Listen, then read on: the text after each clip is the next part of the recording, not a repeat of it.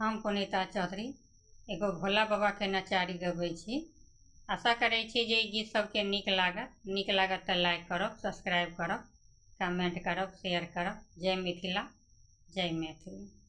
डमरू बजा क मन मोहि लेलकै गौरी के सजन माँ। डमरू बजा क मन मोहि लेलकै गौरी के सजन माँ।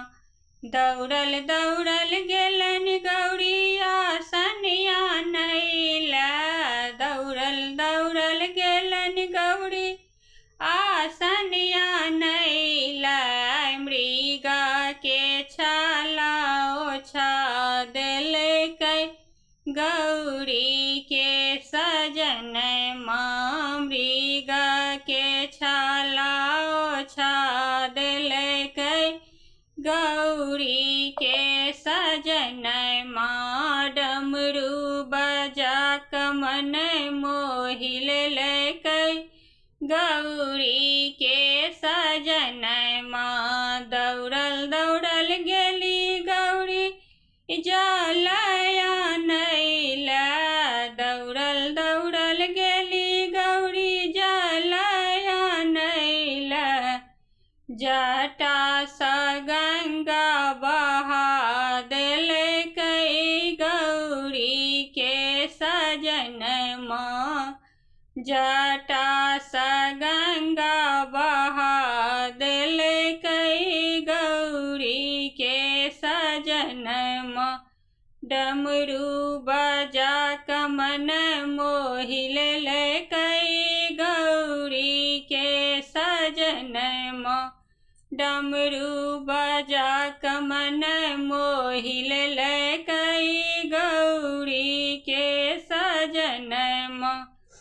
दौड़ल दौड़ल गेलन गौरी फूल आनैला। दौड़ल दौड़ल गेलन गौरी फूल आनैला। बेलपत्र के पात चढ़ा देलकै गौरी के सजन माँ। बेलपत्र के पाती चढ़ा देलकै गौरी के सजन माँ। डमरू बजा क मन मोहि लेलकै गौरी के सजन माँ। दौड़ल दौड़ल गेली गौरी दीप आनैला। दौड़ल दौड़ल गेलन गौरी दीप आनैला। दुतिया के चाँद देखा देलकै गौरी के सजन माँ।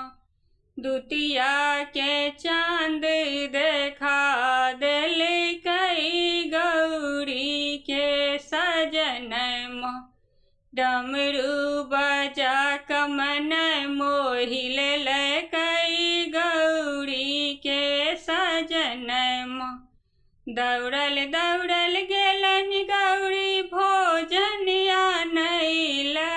दौड़ल दौड़ल गेलन गौरी भोजन आनैला।